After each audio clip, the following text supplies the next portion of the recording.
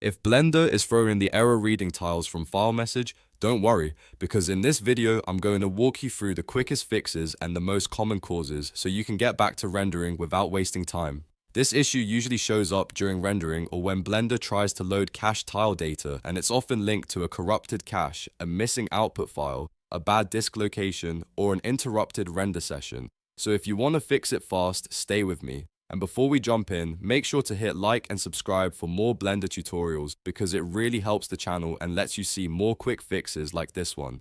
First, check your render output path. In Blender, go to your output settings and make sure the folder you're rendering to actually exists and is valid. If the path points to a deleted folder, a disconnected drive, or a location that Blender can't write to, this error can appear right away. A simple test is to change the output folder to something easy and reliable, like your desktop, and then try rendering again. This alone fixes the problem for a lot of people.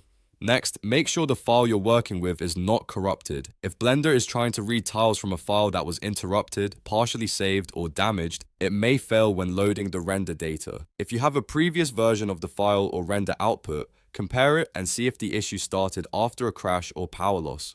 In many cases, the quickest solution is to re-render the scene from the start so Blender can rebuild the tile data cleanly. Now let's look at one of the most common causes, persistent data. Go into your render properties and disable persistent data. This feature can speed things up in some projects, but it can also cause tile and cache issues if the stored data becomes outdated or corrupted. Turn it off, then try rendering again. If the error disappears, you've found the cause.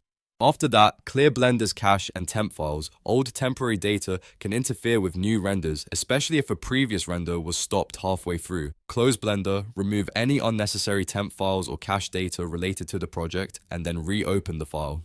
If you're not sure where the cache is stored, at minimum, make sure Blender is not loading old temporary render data from a prior session.